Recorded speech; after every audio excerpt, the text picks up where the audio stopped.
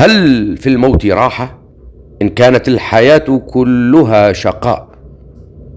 سؤال كان يتردد في أعماق بيلا وهي تلفظ أنفاسها الأخيرة داخل ذلك الكهف الضيق المظلم المسدود، كهف لم يعد مأوى بل صار قبرا.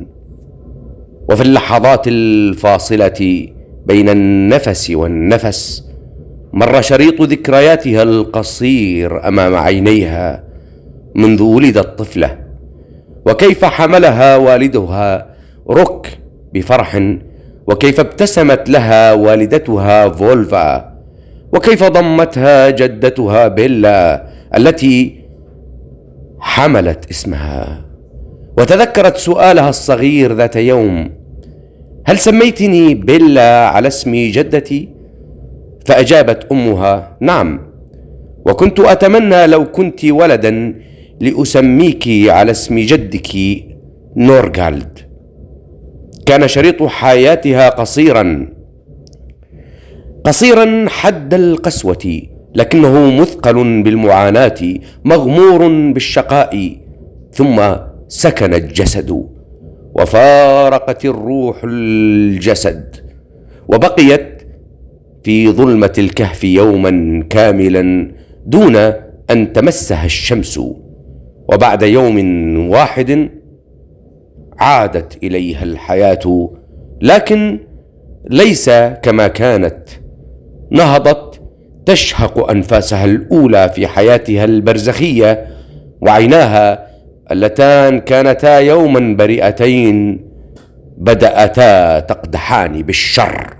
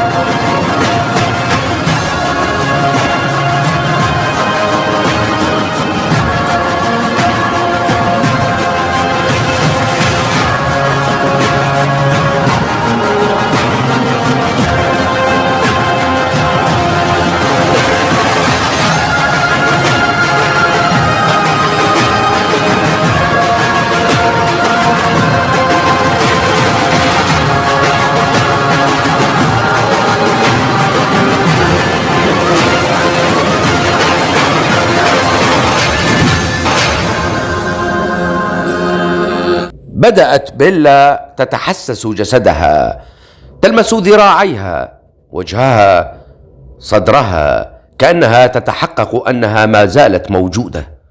حاولت أن تتذكر من هي ولما هي هنا، لكن ذاكرتها كانت فراغا، لا شيء واضح إلا إحساس واحد، فكرة مشتعلة في أعماقها: هناك بشر سيئون ويجب أن تنتقم منهم.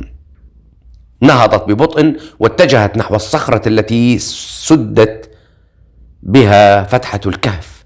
دفعتها، توقفت، ثم دفعتها مرة أخرى، وبعد معاناة ومحاولات متكررة أزاحتها. خرجت.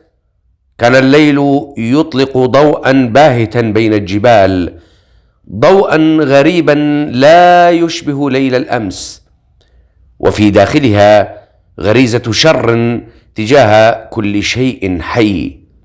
بدأت تسير بين الصخور، خطواتها ثقيلة حتى بلغت جبلا آخر. هناك رأت بعض الناس واقفين ينظرون نحو القمر، يستنشقون ضوءه كما لو أن قوتهم فيه. اقتربت منهم، وحين اتضحت ملامحهم تبين أنهم مثلها، أحياء موتى، لكن أجسادهم كانت أصغر منها، فهي بحكم سنواتها الثلاث في جبال الهلاك أصبحت أضخم من البشر بمرة، عملاقة نوعا ما، ولو أنها أطالت المكوث هناك لكان حجمها أكبر من أضخم البشر بمرتين. وما إن لمحها أحدهم حتى نبه البقية، التفتوا نحوها ثم فروا بين الجبال. حاولت اللحاق بهم لكنهم اختفوا بين الممرات الصخرية.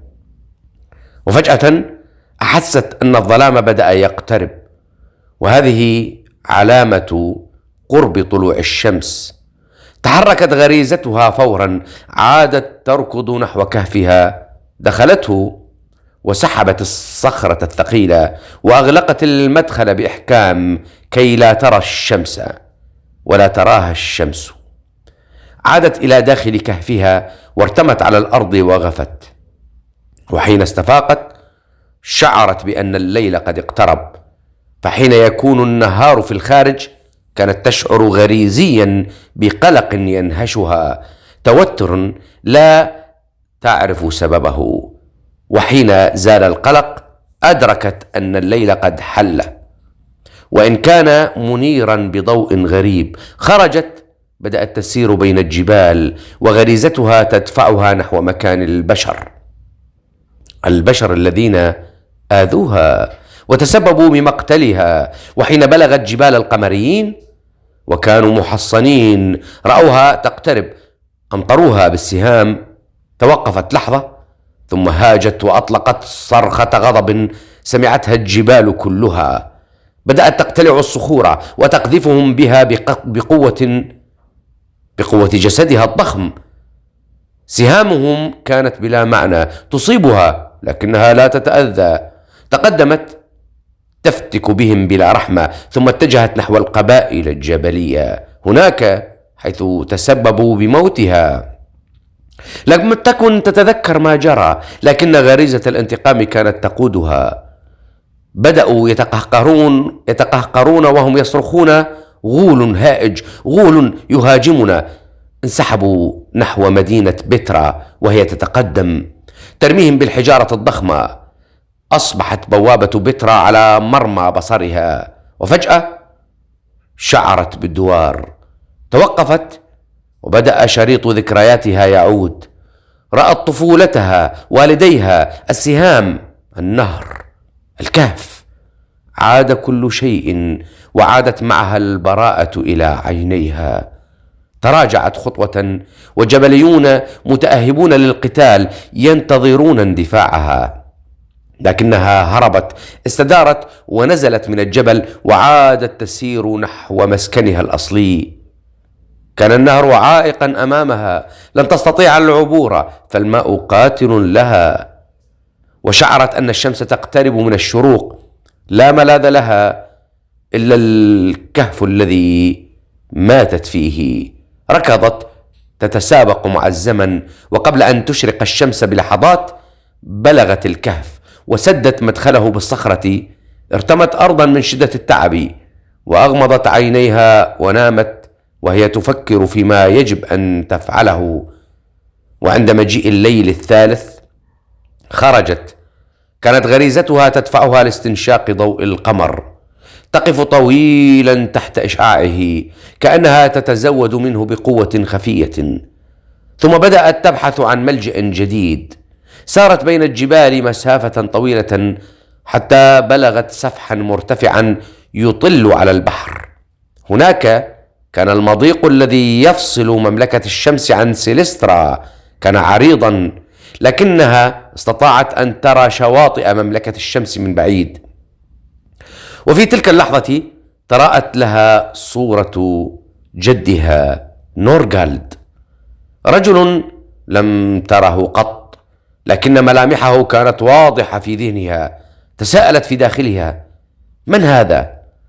فجاء صوت العجوز يهمس في قلبها: هذا جدك نورغالد، يملك من النبل ما يكفي ليكون رمزا ويشابهك بالبؤس. تذكر اسمه جيدا. ثم تلاشى الصوت. وقفت لحظة تردد الاسم في نفسها: نورغالد. ثم بدأت تفتش بين الصخور. وجدت كهفا كبيرا يناسب جسدها يتجه نحو البحر الشمالي، بحيث يستحيل أن تمر الشمس من ذلك الاتجاه.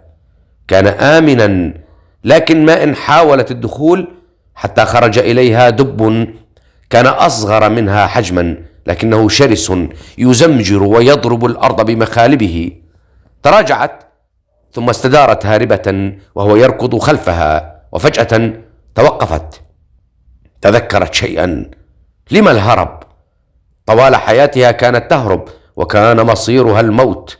أما الآن فلن يستطيع الدب أن يؤثر فيها. تذكرت سهام القمريين والجبليين كيف طعنتها قبل يوم ولم تتأذى. استدارت نحوه، التقطت صخرة وقذفتها به. اندفع نحوها وضربها بمخلبه فشق بطنها، لكنها لم تتراجع. لا دماء تسيل. حملت صخرة أخرى وضربته على رأسه بقوة. ترنح ثم سقط. ركض قليلا فولى هاربا بين الصخور. عادت إلى الكهف.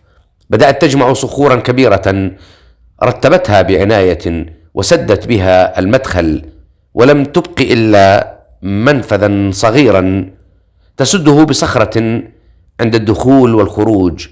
وخلال أيام قليلة طورت المكان، رتبته وهيأته ليكون مسكنا لها، ملجأ جديدا ترقد فيه بعيدا عن الشمس وقريبا من البحر. وفي تلك الأثناء كانت الأوضاع تتطور في الجبال. الكاهن الذي ابتدع فكرة الغيلان وبعد أن فشل في السيطرة عليهم تم امتصاص روحه من قبل ذلك الكيان عقابا على فشله، وهو نفسه الكاهن الذي أخبرته فولفا الصغيرة في العربة عن مصيره. وجاء بدلا عنه كاهن جديد. هذا الكاهن هو من أسس للاتفاق مع القمريين والجبليين، اتفاق يقوم على تقديم الأضحيات عن طريق كهنة المعبد دون أي تواصل مباشر مع ذلك الكاهن، ودون أن يعلم أحد بوجود الكاهن نفسه. وكانت حجة الأضحيات التكفير عن خطايا أجدادهم الذين تسببوا باللعنة، وضمان عدم هجوم المخلوقات عليهم. ثم وضعت فكرة جديدة في عقول الناس: إن الغيلان بشر ملعونون، وأنهم هم من تسببوا بلعنة هذا المكان، وأنهم من القمريين والجبليين أنفسهم. ومنذ ذلك الحين نشأت القطيعة بينهم، وحرم الذهاب إلى تلك الجهة الجنوبية، لأن كل من يذهب هناك يعد ملعونا. والفكرة ذاتها زرعت عند الغيلان عن طريق الكهنة الذين ربوهم، فترسخ العداء من الطرفين، وبقي النهر فاصلا بين المنطقتين حدا لا يتجاوز. وفي تلك الفترة أيضا تشكلت مدينة السهول من المنفيين بنظامها الحالي، نظام استمر وسرى طيلة 7,000 عام التي مضت. أما بيلا فقد حاولت مرارا التواصل مع المخلوقات المشابهة لها، لكنهم كانوا يهربون منها. كانت أضخم منهم، فكانوا يظنونها مسخا ملعونا شبيها بالمخلوقات الضخمة الناتجة عن التجارب. بعد إقامة التعويذة والتي كانت تحت سلطة الكاهن، وهكذا عاشت بيلا وحيدة طيلة كل تلك الأعوام. أما في الغابة التي أصبحت ملعونة، فبعد انقضاء الليالي 7 طلعت الشمس، وصار بمقدورهم التحرك في النهار. عندها قرر القمريون والشمسيون العودة إلى مملكة الشمس، لكن المفاجأة كانت صادمة لا يمكنهم الإبحار. حين تذهب إلى الشاطئ وتحاول الخروج، ومهما جدفت تبقى في مكانك كأن البحر دائرة مغلقة. القمريون حاولوا من جهة الجنوب وفشلوا، الشمسيون حاولوا من الشمال وفشلوا، وسكان ديسبوتيرا حاولوا من الشرق وفشلوا. أما جهة الغرب فقد أصبحت سيليسترا في قمة منحدر شاهق بعد أن انخسفت أرض الغابة واستحال تسلقه. وهكذا حجز الجميع، انقطعت السبل واستسلموا لمصيرهم. ومن هنا بدأ تشكل القبائل الثلاث.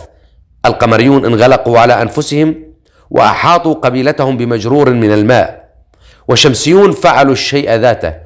أما سكان دسبوتيرا فتغيرت طباعهم وأصبحوا همجا ولم يعرف ما هو السبب. وأما حكيم القصر الملكي ومن تبقى من الحاشية فقد بقوا في نصف القصر الذي هبط مع الخسف، وبدأوا حياة جديدة في ذلك الجزء المنعزل. ومرت السنوات، تزوج الأمير سيلفر من فولفا كي تربي إيلاريا بعد أن ماتت زوجته. وأما فنرير فبدأ ينمو ويشب حتى صار فارسا لا يشق له غبار. وأنجبت فولفا من سيلفر فتاة وأسمياها بيلا. وبعد مرور عدة سنوات كبرت إيلاريا، كانت ودودة مع الجميع، رقيقة الطبع، قريبة من القلوب.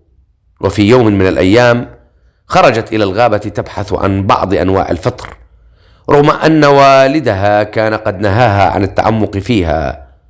كانت تنحني لتقطف الفطر، وشعرها الفضي يتدلى حولها، ينساب كأنه شلال فضي من نهر القمر. كانت فائقة الجمال كأنها لوحة مرسومة. وفجأة أحست بشيء يقترب، التفتت، ضبع كان يقترب منها ببطء ولعابه يسيل. تلعثمت، تجمدت في مكانها، لم تعد تعرف ماذا تفعل.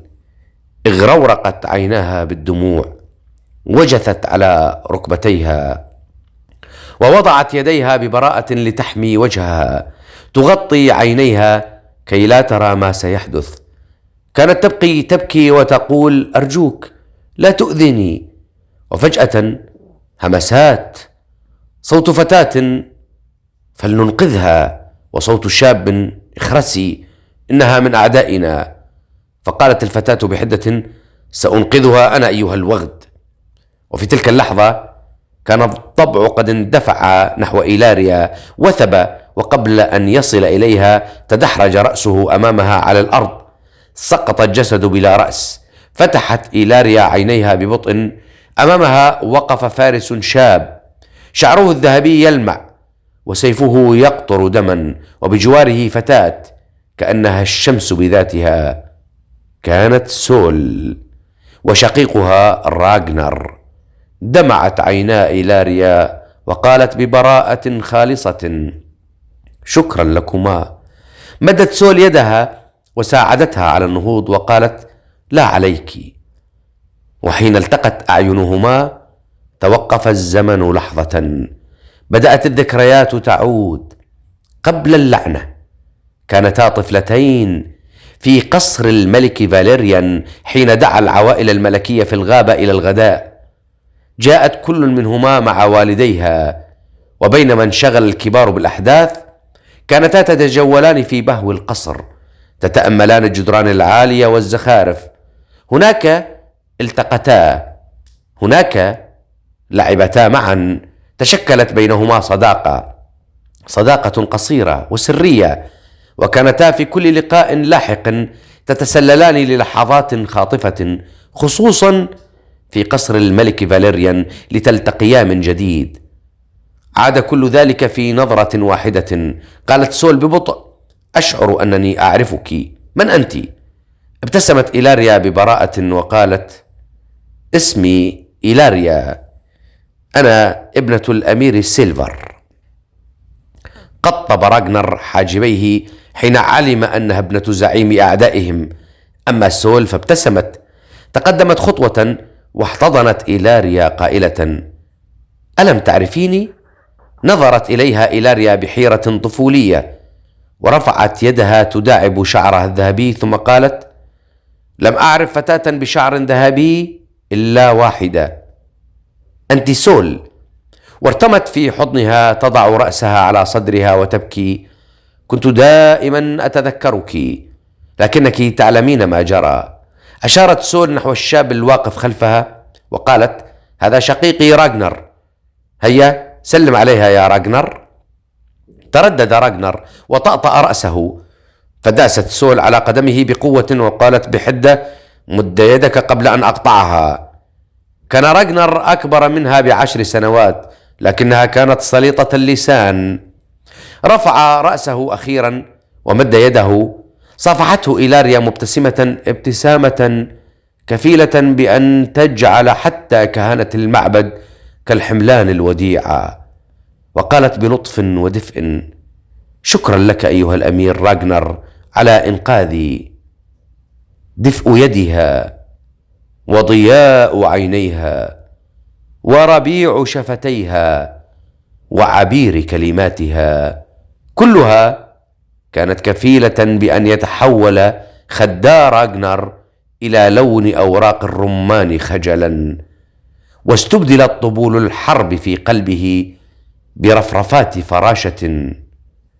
بقي جامدا، لم يفلت يدها ولم تفارق عيناه عينيها، حتى دوى صوت غاضب: ابتعد عنها أيها الشمسي. التفتوا، كان فنرير يمتطي ذئبه الفضي وعيناه تقدحان غضبا. صاح: إيلاريا، ما الذي تفعلينه مع أعدائنا؟ قفز عن ظهر الذئب واستل سيفه. فعل راغنر المثل والسول كذلك، لكن إيلاريا تحركت سريعا، وقفت أمام فنرير وأسندت ظهرها إلى راغنر وسول. ازداد غضب فنرير: أواعية أنت لما تفعلين؟ ومد سيفه نحوهم. مدت إيلاريا يدها وأمسكت نصل سيفه بيديها العاريتين. انشقت جلده وسالت الدماء. صرخت ألما. ارتبك فنرير وقال: هل جننت؟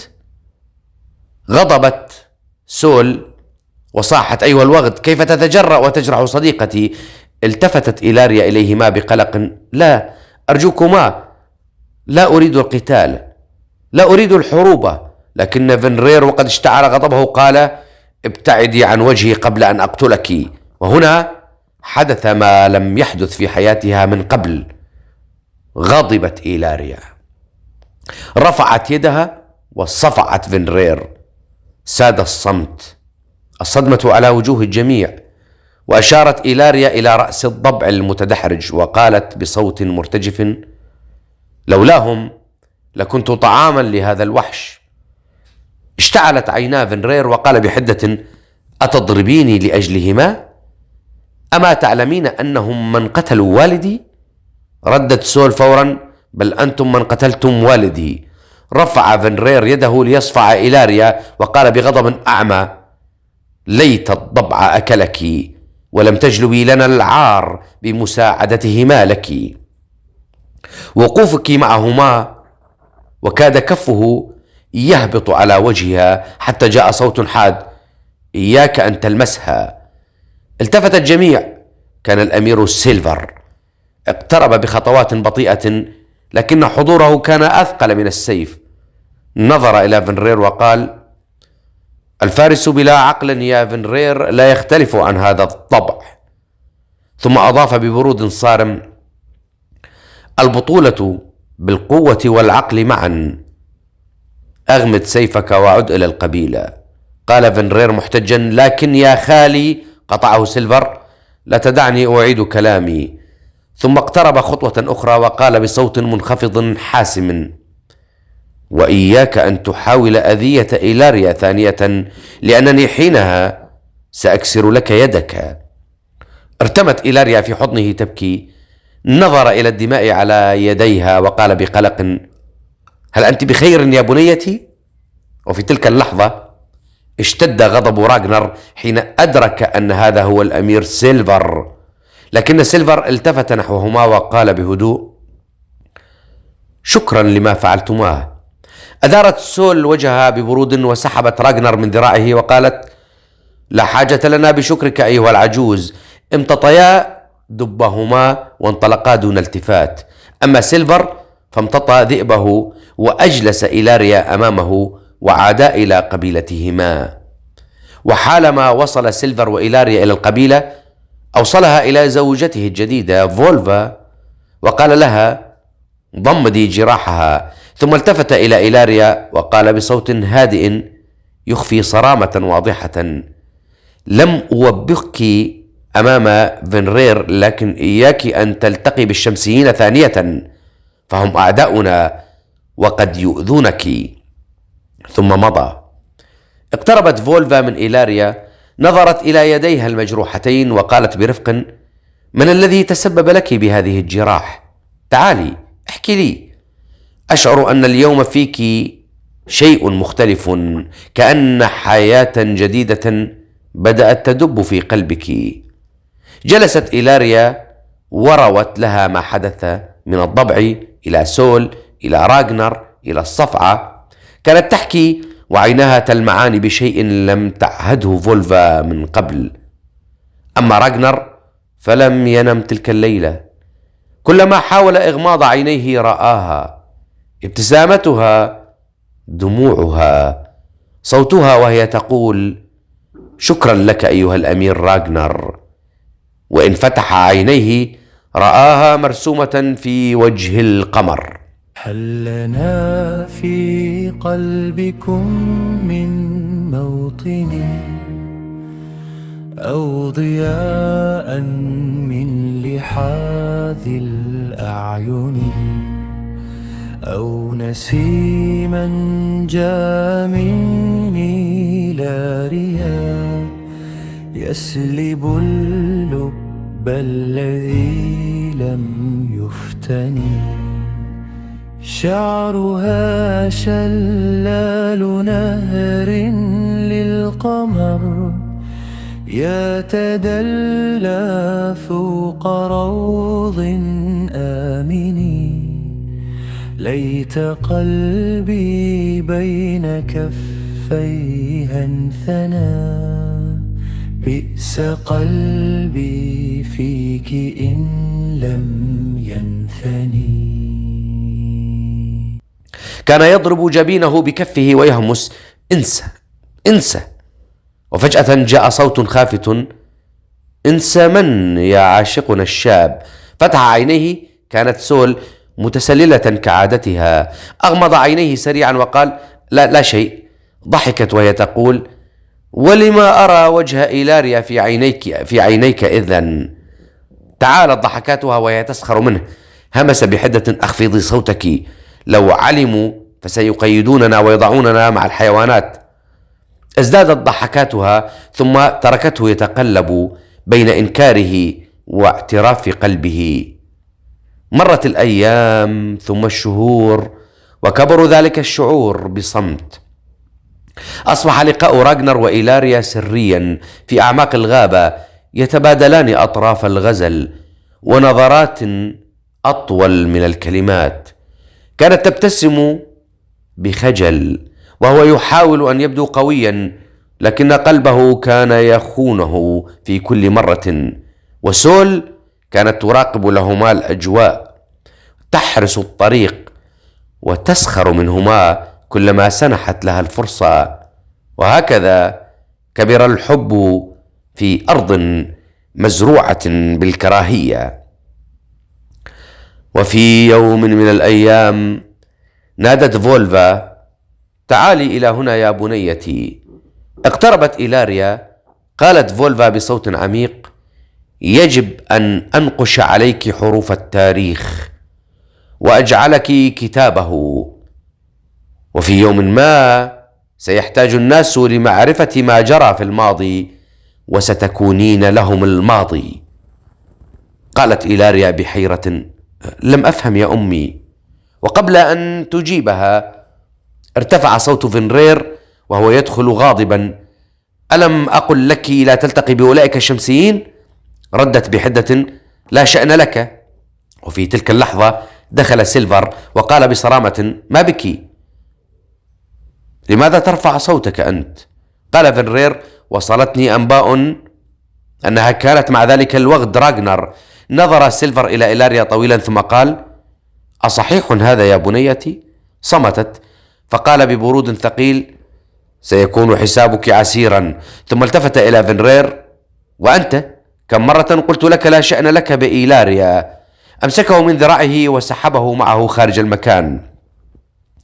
عاد الصمت. قالت فولفا برفق: تعالي يا بنيتي.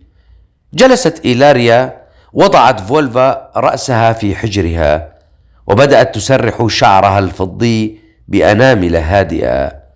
قالت بهمس: هل تحبينه يا إيلاريا؟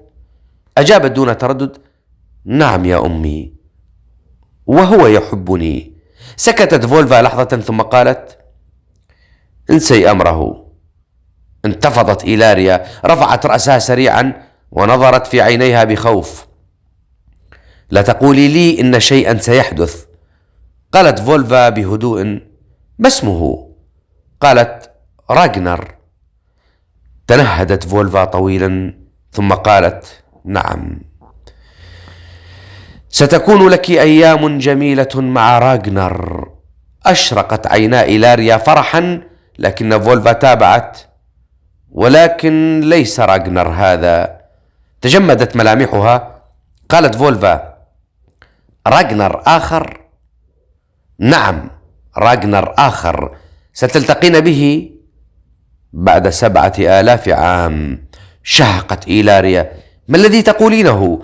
ابتسمت فولفا ابتسامة غامضة: اطمئني اطمئني، سيشبهه، حتى إن له شقيقة تشبه شقيقته، وبالاسم ذاته، سول.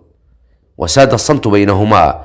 ثم قالت فولفا بنبرة أثقل من الزمن: يبدو أن التاريخ سيعيد نفسه.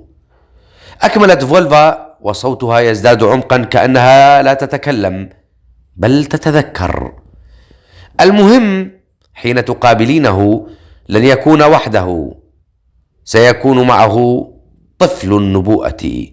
ذلك الطفل ستجري في دمه 3 أعراق: عرق القمريين، وعرق الشمسيين، وعرق النجميين.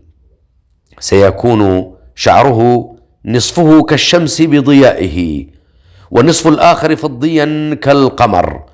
وحين ترينه أخبريه أنني أنتظره. وإذا سألك من أنا فقولي له: أنا الصوت الذي يكلمه في قلبه منذ طفولته. أنا التي ناديته يوم المعركة وقلت له إن والدك هو الذي سينتصر يوم تقاتل والده الحقيقي لونر ووالده المزيف عند نهر القمر قرب الصخرة. وأنا التي سأبقى دائما الصوت الذي يرشده. ثم أكملت تروي لها الغرائب والعجائب. سكتت لحظة ثم أضافت بنبرة أخف لكنها أكثر رهبة: وحين يحين الوقت اشرح التاريخ لمن يحتاجه، ستفهمين متى يحين. بدأ الهواء في الغرفة يثقل. إيلاريا كانت تحدق في أمها كأنها تنظر إلى شخص آخر لا تعرفه. همست بصوت مرتجف: 7000 عام؟ طفل يقتل والدي؟ لونر؟ صوت في قلبه؟ كيف سأعيش لكل ذلك الوقت؟ لكن فولفا لم تجب. كانت عيناها تنظران إلى مكان بعيد، أبعد من الجدران، أبعد من الزمن نفسه. أما إيلاريا فبقيت جالسة مصدومة غير مستوعبة لما سمعته، كأن قلبها انفتح على مستقبل أكبر من قدراتها على الاحتمال. وفي يوم من الأيام التقت إيلاريا وسول في الغابة الملعونة. جلستا تحت ظل شجرة عتيقة تنتظران راغنر. كان من المفترض أن يصل، لكن الوقت مضى والعصر بدأ يميل نحو نهايته. كان راغنر يسير باتجاههما حين اعترض طريقه فينرير وقال بسخرية باردة: إلى أين أنت ذاهب يا وغد الشمسيين؟ رد راغنر بحدة: لا علاقة لك يا صعلوك القمريين. وفي لحظة واحدة استل السيفان، بدأ النزال ضربة بضربة، خطوة بخطوة، وكان القتال متكافئا لا يتراجع أحدهما. أما تحت الشجرة سمعت سول حركة بين الأشجار، ابتسمت قائلة: لقد جاء، إنه أخي راغنر. لكن الذي خرج من بين الظلال لم يكن راغنر. كانوا 3 من الرجال من الهمج. قال أحدهم وهو يبتسم ابتسامة قذرة: يبدو أننا سنتذوق اليوم لحم القمريين والشمسيين. وقفت سول فورا واستلت سيفها. ابتعدوا أيها الأوغاد. ارتعدت إيلاريا وقالت بصوت مضطرب: لو آذيتمونا سيقتلكم والدي. تعالت ضحكاتهم. قالت سول سريعا: اختبئي ورائي. وهجم الأول وبخفة خاطفة شطرته سول وقطعت رأسه قبل أن يلمسها. تراجع الآخران لحظة وقال أحدهما: لا يستهان بها. فلنهجم معا، واندفعا. كانت سول ماهرة، تتصدى لهذا وتصد هذاك، تدور بسيفها كعاصفة من نار. لكن أحدهما التف من جهة إيلاريا فشتت انتباه سول. استدارت لتضربه فانقض الآخر وجرح يدها. قفزت نحوه بوحشية وضربته. صد ضربتها لكن نصلها شق جبينه. وفي اللحظة نفسها اندفع الآخر من الخلف، وقبل أن يضربها دفعته إيلاريا بكل قوتها، لكن الرجل استدار وطعن إيلاريا في بطنها. اخترق السيف جسدها وخرج من ظهرها. سقطت إيلاريا على الأرض. صرخت سول وتحول غضبها إلى جنون. استدارت على الرجل وشطرته نصفين من خاصرته، لكن الثالث انقض عليها من الخلف وطعنها طعنة شقت جانبها. وقعت على ركبتها. هجم بقوة لينهيها. استجمعت ما بقي فيها من قوة واندفعت من الأسفل. ضربته ضربة صاعدة فشطرته قاطعة ذراعه ورأسه. ساد الصمت. 3 أجساد على الأرض والدماء تلون التراب. لكن سول كانت قد تلقت ضربة قاتلة. وخلال ذلك الاشتباك كانت الشمس على وشك الغياب. بدأ الضوء ينسحب من الغابة. زحفت سول نحو إيلاريا والدم يترك أثرا خلفها وهي تهمس بصوت متكسر: تحملي. قالت سول بصوت متقطع: قفي، كوني قوية. رفعتها بصعوبة واستندت إيلاريا عليها ونهضتا مترنحتين. نظرت سول إلى الأفق والشمس توشك أن تغيب، وقالت بقلق خانق: لن نصل، قبائلنا بعيدة. ثم التفتت خلفها. كانت منحدرات الموت قريبة. شدت على إيلاريا واتجهت نحوهما، نحو منحدرات الموت، تجر قدميها جرا، وبشق الأنفس وصلتا، ثم تدحرجتا عبر المنحدر، تتصادمان بالصخور والألم يمزق أجسادهما. في الأسفل تحاملتا على جراحهما تزحفان فوق التراب الملطخ بالدم. وفجأة ظهرت مغارة. لم تتردد سول. وقعت إيلاريا عند المدخل فسحبتها سول إلى الداخل. وفي اللحظة نفسها سقطت الشمس وغابت. عاد الظلام. خرجت سول مترنحة وسحبت صخرة قريبة، وبآخر ما بقي فيها من رمق دفعتها حتى سدت مدخل المغارة، ثم دخلت وسقطتا قرب بعضهما. الدماء تنساب ببطء. تملأ أرض المغارة، جراح قاتلة، أنفاس متقطعة، لا أحد يعلم ما جرى لهما، لا أحد يبحث عنهما، لا أحد سيعالج جراحهما هنا في هذه المغارة الموحشة المسدودة بالصخر، والليل يبتلع كل شيء تنتظران قدرهما. وإلى هنا تنتهي أحداث هذا الفصل، لنعلم في الفصل القادم ما الذي سيجري من أحداث.